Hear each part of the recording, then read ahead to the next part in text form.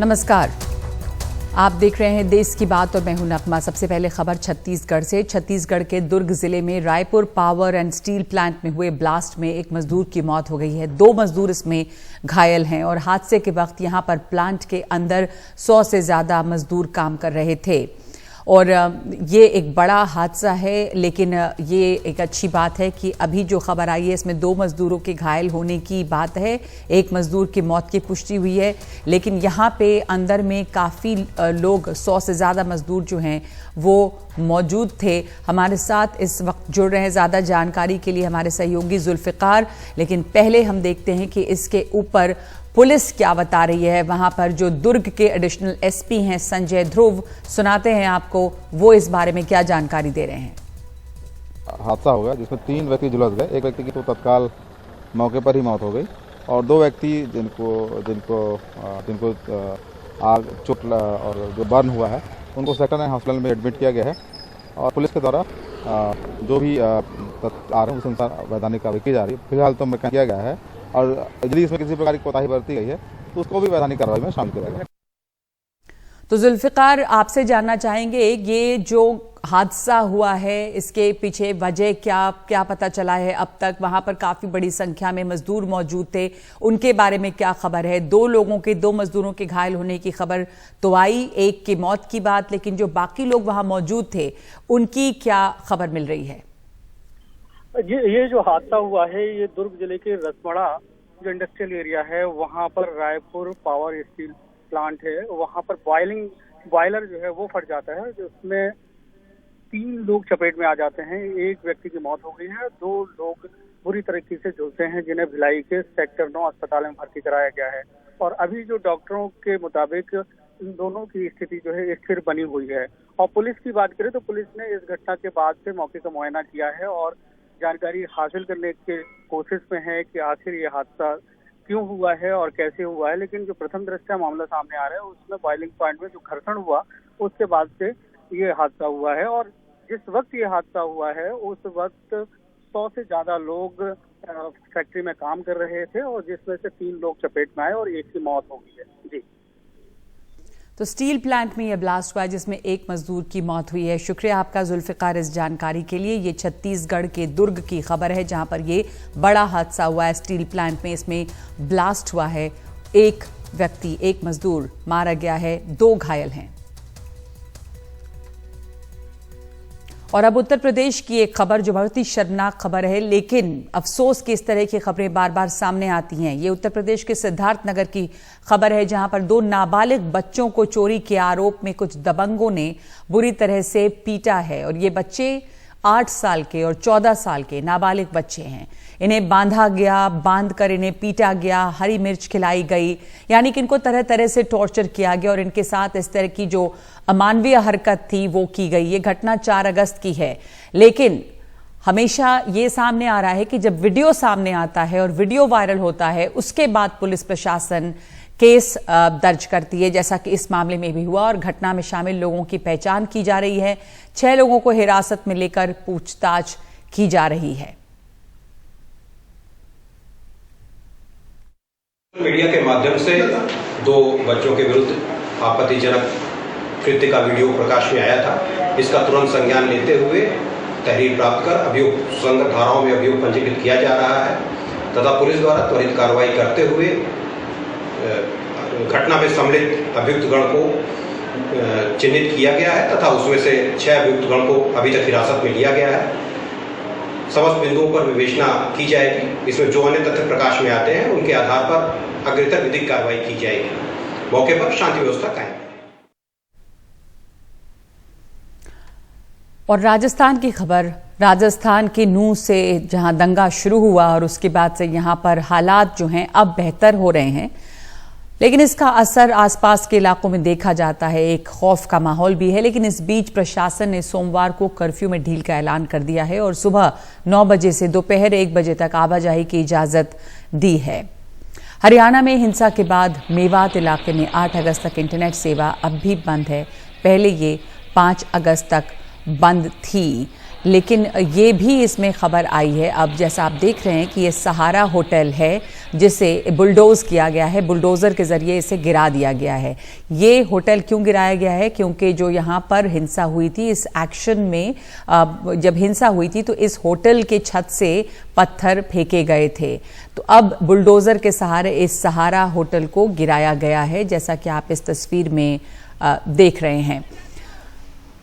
तो दंगा और आगजनी करने वाले जो लोग हैं वो राजस्थान से आए हैं, ऐसा पुलिस का कहना है। और यहाँ पे ये बुलडोज़र का एक्शन चल रहा है, जहाँ कई और भी छोटी इमारतें हों या झुग्गियाँ हों, घर हैं, वो उसके अलावा ये 3 मंजिला होटल है जिसे गिराया गया है।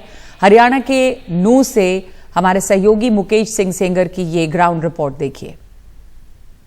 इस वक्त मैं हूँ नूह के तिरंगा चौक में और यहाँ सामने ये जो बिल्डिंग है, ये पूरी बिल्डिंग ध्वस्त कर दी गई है।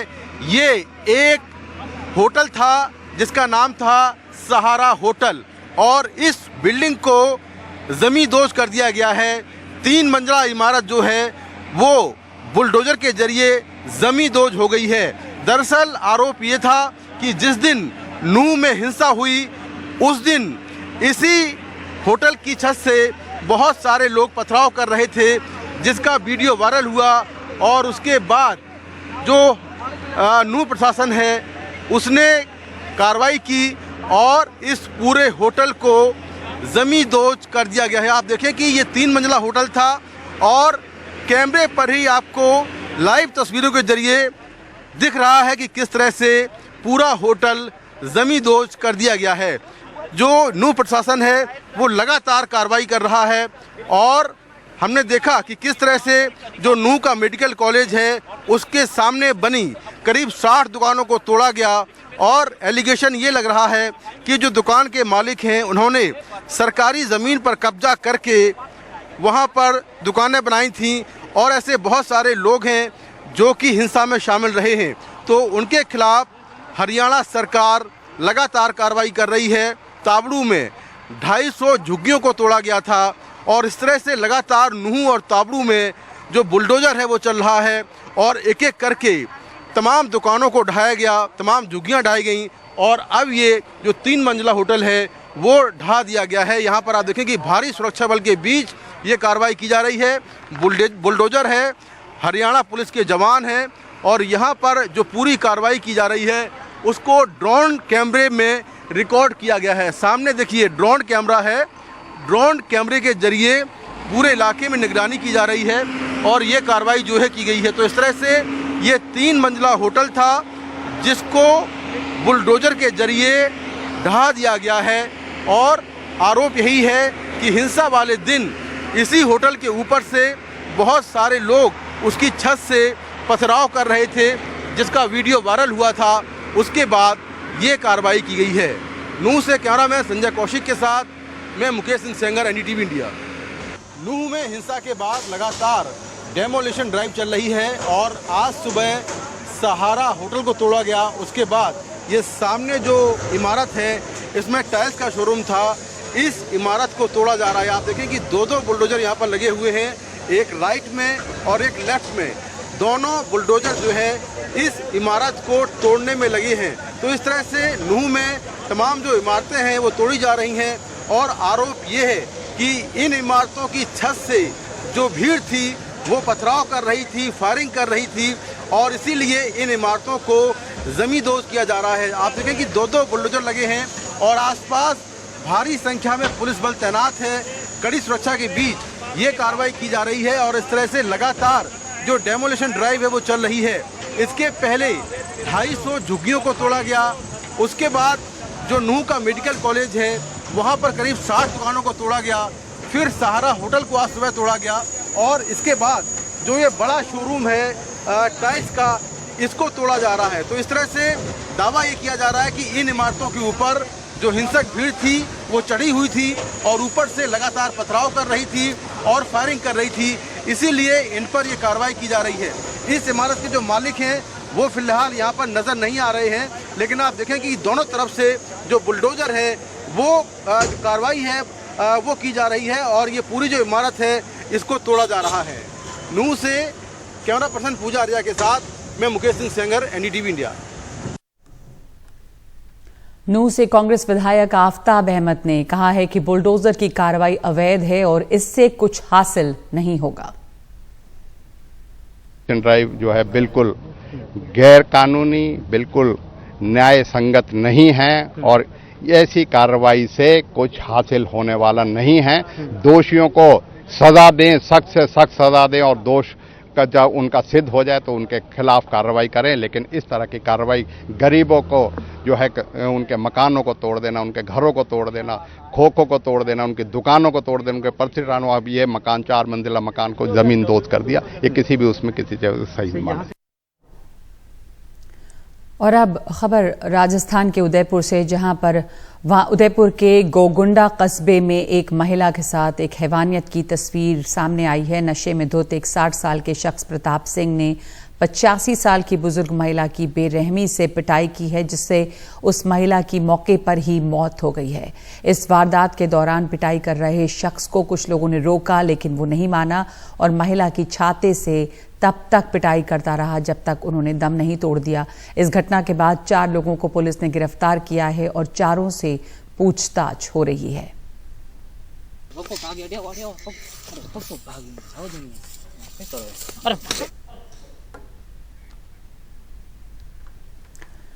लोकसभा में कांग्रेस के नेता अधीर रंजन चौधरी ने लोकसभा स्पीकर ओम बिरला को एक पत्र लिखकर राहुल गांधी की सदस्यता तुरंत बहाल करने की मांग की है। कांग्रेस के मीडिया प्रभारी जयराम रमेश ने भी ये सवाल उठाया है कि अब तक उनकी सदस्यता बहाल क्यों नहीं की गई है।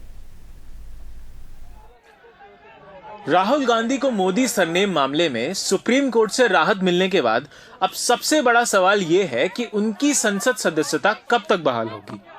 संसद सदस्यता बहाल करने के लिए कांग्रेस ने दबाव बनाना शुरू भी कर दिया है।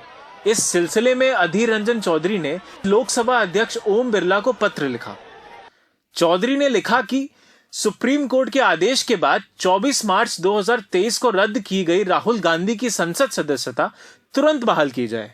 अधीर रंजन चौधरी ने कहा कि वो स्पीकर से मिलकर उन्हें सारे कागजात सौंपना चाहते थे, लेकिन उन्हें मिलने का समय ही नहीं मिला। जिस कोर्ट के आदेश के तहत राहुल जी को सदस्य पद खारिज किए गए थे, उस कोर्ट के आदेश पे ही राहुल गांधी जी की सदस्य पद वापस ही होना चाहिए, बस और कुछ नहीं। कांग्रेस के मीडिया प्रभारी जयराम रमेश ने भी ट्वीट करके पूछा कि कोर्ट का आदेश आए हुए 26 घंटे बीत चुके हैं, उसके बाद भी सदस्यता बहाल क्यों नहीं की गई। कांग्रेस को आशंका है कि राहुल गांधी के मामले में भी लक्षद्वीप के सांसद मोहम्मद फैजल जैसी देरी हो सकती है, जिनके कन्विक्शन पर स्टे लगने के करीब 1.5 महीने बाद सदस्यता बहाल की गई थी। हालांकि लोकसभा सचिवालय के सूत्रों का कहना है कि राहुल गांधी की सदस्यता बहाल करने की प्रक्रिया शुरू हो चुकी है, जिस पर अंतिम फैसला बहुत जल्द दिए जाने की उम्मीद है। नई दिल्ली में एनडीटीवी इंडिया के लिए प्रशांत।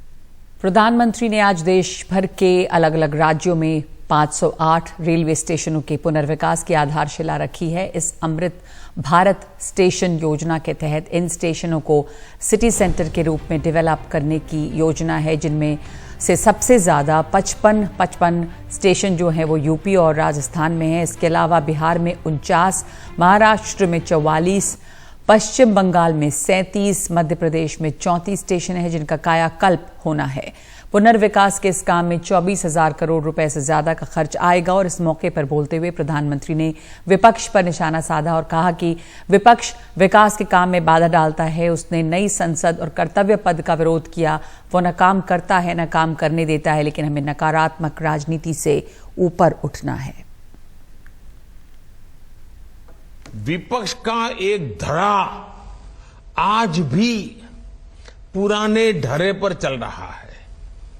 वो आज भी खुद तो कुछ करेंगे नहीं और किसी को करने भी न देंगे, न काम करेंगे न करने देंगे। ये रवैये पर अड़े हुए हैं। देश ने आज की और भविष्य की जरूरतों की चिंता करते हुए संसद की आधुनिक इमारत बनवाई, लेकिन विपक्ष के इस धड़े ने संसद की नई इमारत का भी विरोध किया। पाकिस्तान में एक बड़ा रेल हादसा हुआ है। ये ट्रेन कराची से रावलपिंडी जा रही थी और ये हज़ारा एक्सप्रेस थी जो कि पटरी से उतर गई है। इस हादसे में अब तक जो खबर आई है उसके मुताबिक 30 लोगों की मौत हुई है और 80 से ज़्यादा लोग ज़ख्मी हैं। हज़ारा एक्सप्रेस की 7 बोगियां पटरी से उतरी थी। ट्रेन में बहुत बड़ी संख्या में यात्री सवार थे। ऐसे में मरने वालों की संख्या बढ़ने की आशंका जताई जा रही है और इस वक्त जो खबर आई है उसके मुताबिक 30 लोगों के अब तक मौत की पुष्टि इसमें की गई है। ज़ख्मी हैं काफ़ी लोग। ये जो ट्रेन है वो कराची से रावलपिंडी तक जा रही थी। फिल्म करती होंगी 100 करोड़ 200 करोड़, लेकिन आज से 22 साल पहले एक फिल्म ने कई करोड़ कमाए और दिलों पर राज भी किया। उस फिल्म का नाम गदर। एक बार फिर से वो फिल्म आ रही है लेकिन नए अवतार में, और हमारे साथ हैं मिस्टर सनी देओल। बहुत बहुत स्वागत भाजी एनडीटीवी पे, आपका बहुत बहुत स्वागत। ये कॉन्वर्सेशन हिंदी अंग्रेजी ते विच में थोड़ी पंजाबी हो सकती है? सब पर चलूगा, सब मल्टीलिंगुअल तादी दा मजा आऊ। एग्जैक्टली। सो असली जरा अवतार है भाजी दा उदों ही आएगा जदों पंजाबी आवेगी। But I have to start with the obvious question. This was 22 years ago. That's right. And it was such a massive film. Were you scared while attempting Gadar 2? You know, there's all that pressure. I've never been scared of things, anything which I do. I'm not scared. Because when I jump into something, I am very sure that, okay, now what I'm jumping into, it's right. I can swim and sail through. Fear factor comes is when it comes to the fag end, especially nowadays, because the whole thing has become a perception game. And that's where I'm very weak. I always feel let the product talk for itself rather than... By perception, do you mean the PR game? Yeah. There's a lot of PR happening around films. Yeah. And you're still old school when it comes to... Yeah, because पहला we used to do films, film करते थे, shooting खत्म हो जाती थी, picture लगती थी, हम दूसरी फिल्म की shooting कर रहे होते थे, हमें पता भी नहीं था, but definitely था कि picture चल रही है, अच्छी होगी, because उस वक्त तोलना वैसे उस तरह से नहीं होती थी जिस तरह से आजकल होती है. So it was a different world then, but anyway, whatever the world is, you have to swim over there and you have to exist over there. पर वो जो 100 करोड़ क्लब वाला आजकल बहुत ज्यादा चलन है, वैसा कुछ जहन में है कि that's the aim? नहीं, देखिए एम वो एम की वजह से लोग बहुत कुछ कर देते हैं. मेरा तो यही है कि बस पिक्चर बनी है, अच्छी है. हाँ, आजकल जैसे चारों तरफ से खबरें आ रही हैं कि इतनी एडवांस लग गई है, ये हो गया, तो फिर एक कॉन्फिडेंस आ गया है कि ऑफ कोर्स एडवांस बुकिंग्स की बहुत अच्छी कह रहे हैं. So it is giving me lot of confidence, positive. But again then जब वक्त आएगा तभी पता चलेगा. Till then, fingers crossed. Yeah, there was one phenomenon which is Barbenheimer. Are you aware of that? Yeah. So 2 great films came together, absolutely opposite. And you know, we would discuss this on our channel that why doesn't Bollywood do this often? But I know you did this 22 years ago. We've done it so many times. But usually producers avoid. They don't want to pit this film against any other big film. That is because what happens nowadays, you see, there were cinemas earlier on, and each cinema showed one film, other one showed one film, another one showed one film. Now what's happened is become multiplexes. So now multiplexes mean there is actually one cinema, capacity is that much, but there are so many screens. So what happens, earlier we used to do 11 o'clock show, 3 o'clock, 2 o'clock show, 6 o'clock show, 9 o'clock show, and that it used to be. So people had a time set. Picture ka movie. Now it has become such a way that because they have so many screens, so then they've divided the show timing in so much that after every hour the same show of the same film can happen. Right. And that's where the game happens. So the person who's got a good muscle power will get all the maximum best shows, and the other film suffers. And then again, the cinemas don't give them the breathing time for a film, even if it's good, to be extended ahead. And then again वहाँ पर डाल देंगे इसकी तो इतनी booking हुई, इसकी नहीं हुई, पर जो आदमी उसको देखना चाहता आज नहीं कल या परसों, जब देखता है ही नहीं तो मैं कहाँ देखूं. So these are the things. Capacity बढ़ गई है तो आपको लगता है ऐसे कॉन्सेप्ट? कैपेसिटी नहीं बढ़ी थिएटर्स की, स्क्रीन्स बढ़ गई. The capacity of the audience to come is not that much, but the screens have gone up. Right. अब देखिए 22 साल हो गए हैं. अगर वैसे मुझे लगता नहीं है कि कोई ऐसा शख्स होगा जिसने फिल्म नहीं देखी होगी, लेकिन कोई अगर यंगस्टर है जिसने पुरानी फिल्म नहीं देखी, what would be your message to that person? Someone let's say who's 20 years old today. जे वो फैमिली मैन है तो कहीं ना कहीं देखी होगी. जे अकेला ही रहा है 20 साल से तो शायद ना देखी हो. मैं वही बोल रहा हूँ, ये चांसेस बहुत कम है कि ना देखी हो.